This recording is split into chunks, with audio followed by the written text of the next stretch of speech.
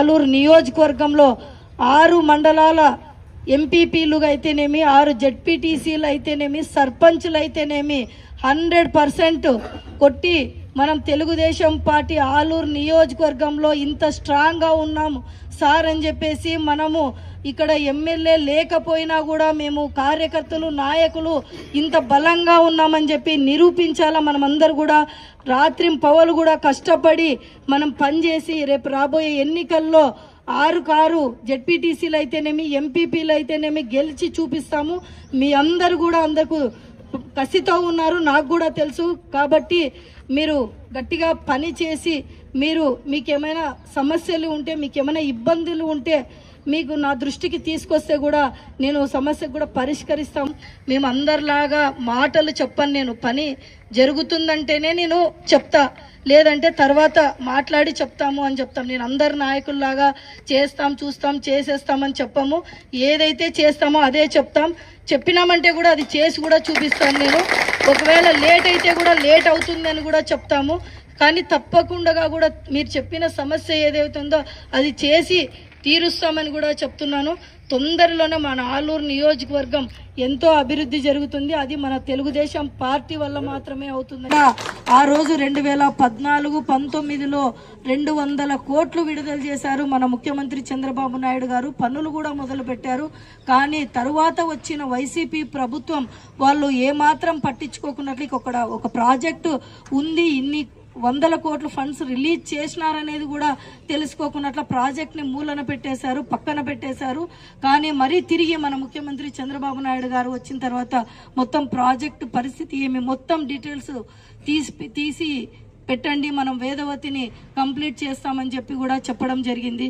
కాబట్టి మన ఆలూరు నియోజకవర్గం ఇప్పటి నుంచి ఎంతో డెవలప్ అవుతుంది. ఆల్మోస్ట్గా మేము ఇన్ఛార్జ్ అయిన తర్వాత మీ అందరికీ తెలుసు 120 కోట్ల రూపాయలతో ఈరోజు ఎన్నో అభివృద్ధి పనులు జరుగుతూ ఉన్నాయి. రోడ్లు గతంలో ఆలూరు మండలంలో కూడా మీరు చూస్తున్నారు, పెద్దోతూరు నుంచి రావాలంటే కూడా ఎంతో ఇబ్బందిగా ఉండేది. అలాగే టౌన్లో ఎన్నో సంవత్సరాలుగా 30-40 సంవత్సరాలకు కూడా రోడ్లో మొత్తం వాటర్ నిలిచిపోయేది. అలాంటి రోడ్డు కూడా వేపించలేదు గతంలో ఉన్న నాయకులు. కానీ మనం వచ్చిన తర్వాత రోడ్లు తీసుకొచ్చినాం, ఈ రోడ్డు కూడా వేస్తా ఉన్నాం. తొందరలోనే ఆలూరు టౌన్లో కూడా మొత్తం ఒక టౌన్ లాగా మనం ఒక మున్సిపాలిటీ లాగా డెవలప్మెంట్ ఏ విధంగా అయితే ఉంటుందో ఆ విధంగా కూడా ఈ రోడ్డు కంప్లీట్ అయిన తర్వాత కూడా మేము స్టార్ట్ చేయబోతా ఉన్నామని చెప్పి కూడా తెలియజేస్తా ఉన్నాం. అలాగే ఆ మెయిన్ రోడ్లో ఉన్న అక్కడ కూరగాయలు మార్కెట్స్ ఇవన్నీ కూడా ఉన్నాయి. అవన్నీ కూడా అక్కడ వాళ్ళకు కూడా ఇబ్బంది ఉంటుంది. ఏమైనా వెహికల్స్ వచ్చిపోయేటప్పుడు తగిలితే కూడా అక్కడ కూడా ఏమైనా పొరపాటు జరిగితే కూడా వాళ్ళకు కూడా ప్రాణ నష్టం జరుగుతుంది. కాబట్టి వాళ్ళకు కూడా మేము తొందరలోనే ఈ రోడ్ వర్క్ కంప్లీట్ అయిన తర్వాత వాళ్ళ దగ్గరికి వెళ్ళి వాళ్ళకు కూడా చెప్పి వాళ్ళకు కూడా ఆల్టర్నేట్ ప్లేసెస్ కూడా చూపించి అక్కడి నుంచి కూడా మొత్తం రోడ్డును కూడా మొత్తం డెవలప్మెంట్కి మొత్తం ఎట్లా అయితే ఆలూరు ఉంటే బాగుంటుందనే విధంగా కూడా ముందుకెళ్తాం. అలాగే చెరువు మీద కూడా అక్కడ కూడా చాలా కూడా వేస్టేజ్ చేస్తూ ఉన్నారు. అది కూడా మేము పంచాయత్ సెక్రటరీ గారికి కూడా చెప్పినాము.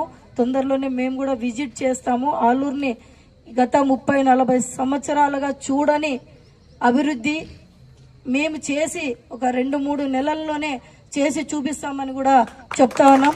అలాగే ఆలూరు మండలంలో అదే విధంగా మన ఆలూరు నియోజకవర్గంలో కూడా మనము కూడా ఎంతమంది ఉన్నా కూడా ఒక్క డెవలప్మెంట్తోనే వాళ్ళందరికీ మనం ఒక్కటే సమాధానం కూడా చెప్తానని చెప్పి కూడా తెలియజేస్తున్నాం. గతంలో ఎంతమంది నాయకులు ఎంతమంది మినిస్టర్లుగా కూడా పనిచేసిన వాళ్ళందరూ కూడా ఏమాత్రం అభివృద్ధి చేయకున్నట్టుగా వాళ్ళు సొంత ఎదగడానికి ఉపయోగించుకున్నారు. మేము అలా కాదు, మా కుటుంబమే ప్రజల కోసం, మేము ప్రజలకు సేవ చేయడానికి, సర్వీస్ చేయడానికే మేము ఆలూరులోనే గత 20 సంవత్సరాలుగా మా మామగారు మా అత్తగారు దూరం అయినా కూడా మేము ఈ రోజుకి కూడా ఎన్నో ఇబ్బందులు పడి మీకోసము మేము ఏదైనా చేసి ఆలూరు నియోజకవర్గానికి ఎంతోమంది పార్టీ 42-43 సంవత్సరాల నుంచి కూడా ఎంతోమంది కరుడు కట్టిన తెలుగుదేశం పార్టీ నాయకులు ఉన్నారు.